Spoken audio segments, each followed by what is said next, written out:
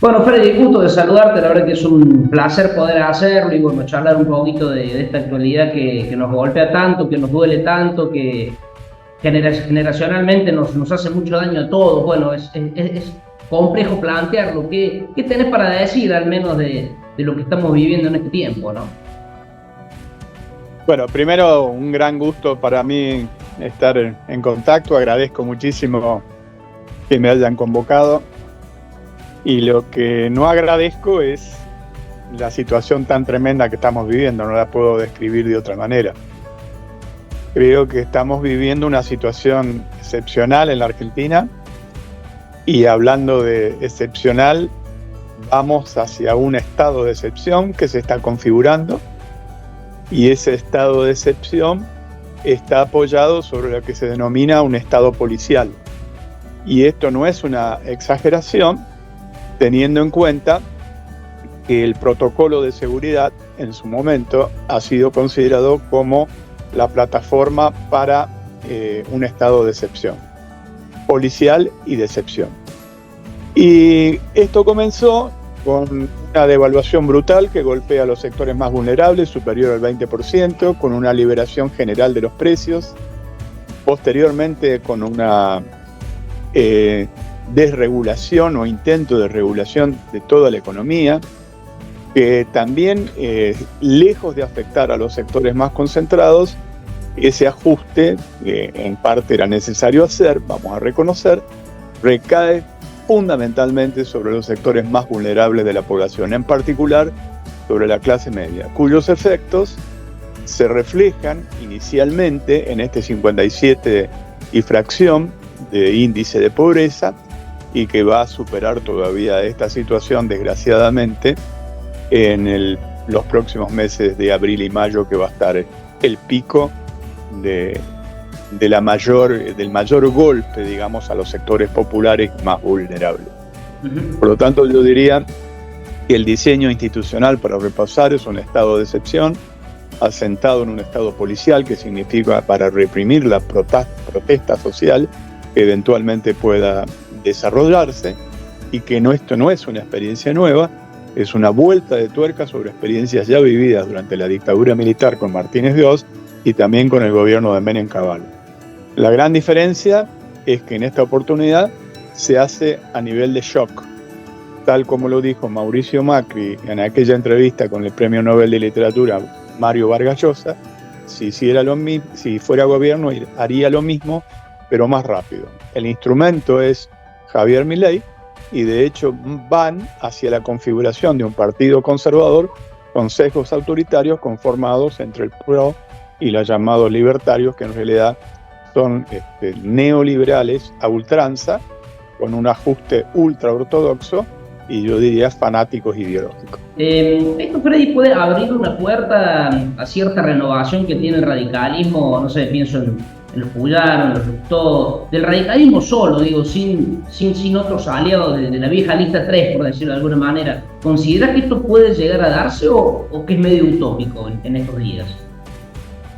No, yo creo que es necesario que el radicalismo recupere primero su identidad, que recupere su militancia, que recupere su perfil como lo definió en su momento Raúl Alfonsín desde el punto de vista ideológico, que es un perfil socialdemócrata moderno.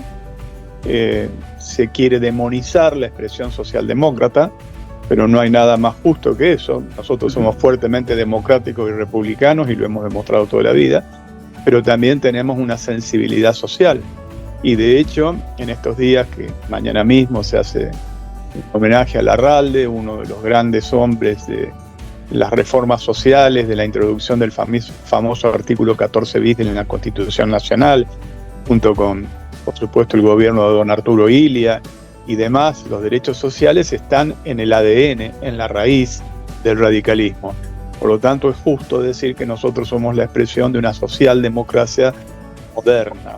Y yo creo que eso es lo que debe ir el radicalismo, y a partir de esa identidad, confluir con sectores que tengan afinidad ideológica, no más a contramano o con aquellos que están en las antípodas de nuestro planteamiento ideológico. En esto de la socialdemocracia se me viene a la cabeza rápidamente, por ejemplo, el nombre de Willy Brandt, ¿no? Si pensamos en Alemania y en esos tiempos, hace 50 y pico de años atrás, pero digo, ¿hay algún factor común entre esa vieja socialdemocracia y una socialdemocracia siglo XXI, 2024, digamos? Sí, que la hay. En su raíz, por supuesto, la socialdemocracia, como vos bien recordás, fue la expresión de Willy Brandt y lo que se denominó en su momento Realpolitik, que era, entre otras cosas, no nos olvidemos que estaba en plena Guerra Fría, que él era un emergente canciller nada menos que de la República Federal Alemana, pero cuando todavía existía el muro de Berlín. Ya la Guerra Fría se acabó hace mucho tiempo. Yo creo que el anacrónico en ese planteo, tal como lo planteó en la reunión de Davos, antiguo, un pensamiento muy viejo, es justamente Milei, que acá no hay un peligro del socialismo. Lo que se trata en todo caso es un capitalismo con rostro humano, y eso justamente es lo que expresa la socialdemocracia, que nació en expresiones como la de Willy Brandt, pero también tiene, por ejemplo, importantes exponentes en los países escandinavos, y que nosotros aspiramos a que el radicalismo sea el nervio motor de la construcción de un espacio de esas características y que pueda confluir en aquello que señalaba el propio Raúl Alfonsín, un tercer movimiento histórico, una tercera etapa del movimiento histórico con sectores social cristianos. Por eso no veo con malos ojos que se configure un partido conservador fuerte, con sesgos autoritarios. Lo que sí veo con preocupación es que está tardando en formarse una construcción de una alternativa que tenga las características de una socialdemocracia moderna, cuyo epicentro sea justamente el radicalismo. En esa misma reconfiguración, ¿considerás que el justicialismo también está inmerso en una suerte de recambio, de búsqueda de identidad nuevamente? Sí, creo que sí, por eso es que me refería, si nosotros, por ejemplo, pensamos en un radicalismo progresista, en un radicalismo identificado con las raíces alfonsinistas, irigoyenistas, de Arturo Illia también y de su gobierno, pensamos en lo que hoy podría expresarse como una socialdemocracia moderna.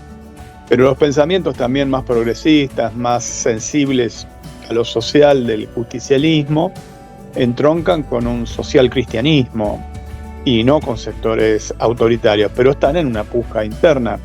Yo creo que es un error gravísimo hacer un planteo puramente del anti o de la descalificación, porque de última, cuando Alfonsín planteaba un tercer movimiento, era la tercera etapa de un mismo movimiento histórico que en todo caso iba a perfeccionar muchas de las conquistas, dándole muchísimo más de planteo democrático y republicano y de respeto a las libertades públicas que en su momento el peronismo no hizo. Pero es una etapa superadora, pero de confluencia, no de enemistad. Que cuando se dividen las grandes mayorías, después tenemos gobiernos ultraconservadores como el actual, que no tienen nada de nuevo, que hacen un ajuste ultra ortodoxo y que son fenomenales retrocesos a los derechos sociales de todos los argentinos. En tu juventud, en el 68, en el año de la primavera de Praga, del mayo francés, de mucha agitación política, les toca fundar la coordinadora justamente con una dictadura que había en la Argentina. Pareciera que es un movimiento cíclico que hoy un poco se repite en ese contexto, ¿no? Se repite. Fíjate vos que en el año 68 es una buena referencia la que vos traés, porque el 68 fue un año bisagra. Porque no solamente fue el mayo francés del 68 con consignas como prohibido prohibir, la imaginación al poder, sean realistas, pidan lo imposible y tantas otras, sino que también se dio la primavera de Praga en el año 1968, es decir, que también crujió el otro imperio, con la inmolación que se quemó el joven estudiante Jan Palach, ya en la Plaza Wenceslao, en la ciudad de Praga, capital de la República Checa. Pero también eso se irradió a América Latina, porque tuvimos también en el año 68 la matanza de estudiantes en la plaza de Tlatelolco, en México, y luego eso se irradió por toda América Latina. Bueno, no olvidarnos, por ejemplo, que después en el 69 se produjo el famoso Cordobazo, que también está en nuestro ADN de las luchas populares más importantes. Como anécdota, yo estaba en ese momento con unas vacaciones obligadas en Villa Devoto cuando se produjo el Cordobazo, digamos, detenido por apoyar las revueltas estudiantiles que se daban en todo el país.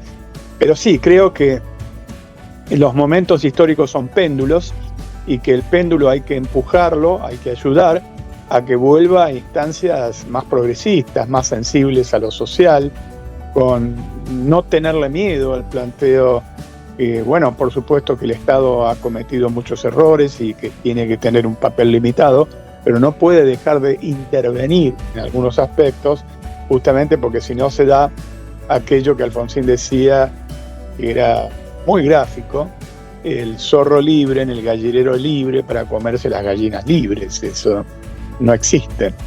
Tampoco la meritocracia sirve, y yo creo que sirve la meritocracia, siempre y cuando le garantices igualdad de oportunidades, de posibilidades.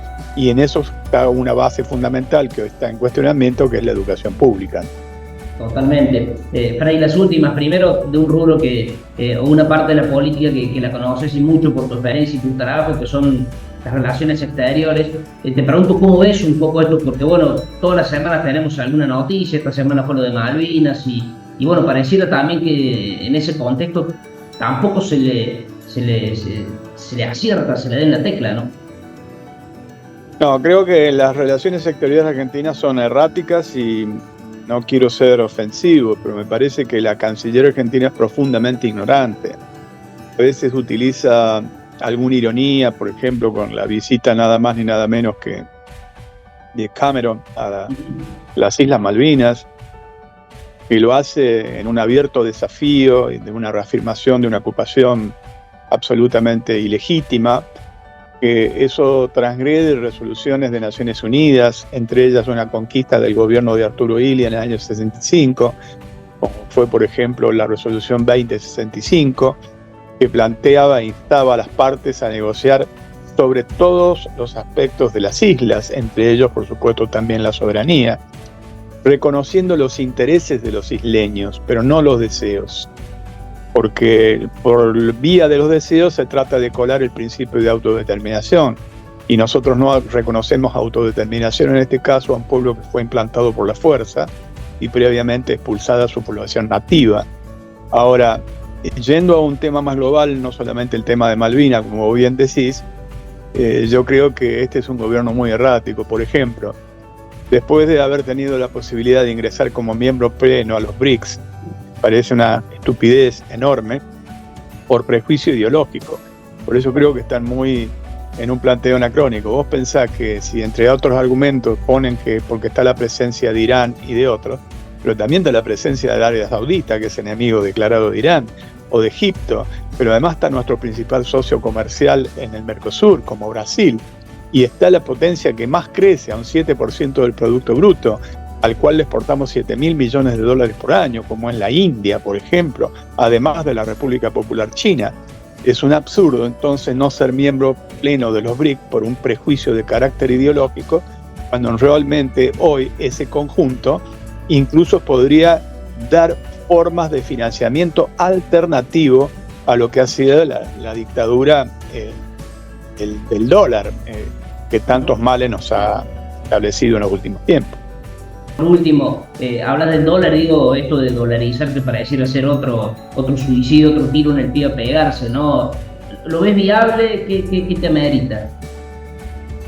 No, para mí me genera muchísima preocupación, porque yo creo que van en ese camino. Es decir, ponen como éxito, entre comillas, intentar bajar la inflación, pero si yo deprimo absolutamente todo tipo de consumo, vamos a ir a uno de los más dramáticos, no solamente los alimentos, los medicamentos cayeron un 45%.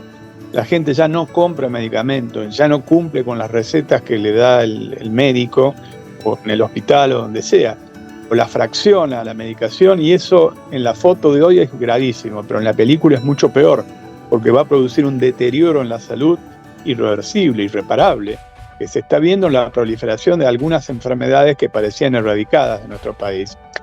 Entonces, a ver, si yo deprimo absolutamente todos los niveles de la actividad, seguramente se va a desplomar la economía, ya hay una recesión pero muy aguda, y entonces va a haber esto que efectivamente se pronosticó, esta inflación. Es decir, recesión económica con inflación, porque sigue siendo todavía extraordinariamente alta. Ahora, recuperar luego el aparato productivo va a ser muchísimo más difícil. Yo creo que se intenta preparar las condiciones para una dolarización. Para ser sintético, el único país con algún nivel de escala que podríamos comparar es Ecuador. Y Ecuador es el que tiene los índices sociales peores en América Latina. Todos los índices sociales peores. Y ni hablar de seguridad, lo hemos visto en nuestros últimos tiempos. Para haberse producido un retiro del Estado, las mafias de narcotráfico han ido sustituyendo el Estado. Son los narcos los que proveen alimentos, son los narcos los que proveen también medicina, son los narcos los que van reemplazando al Estado. Y finalmente tienen un Estado casi fallido como el de Ecuador. Si vos dolarizás, es cerrar el ciclo, porque facilitás justamente el negocio de las bandas narcos.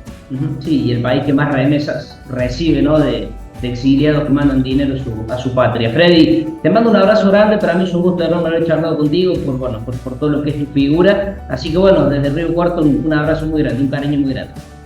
Bueno, muchísimas gracias, y para mí siempre un gusto estar en contacto con mis orígenes, que es esa queridísima ciudad de Río Cuarto. Así que un abrazo muy grande.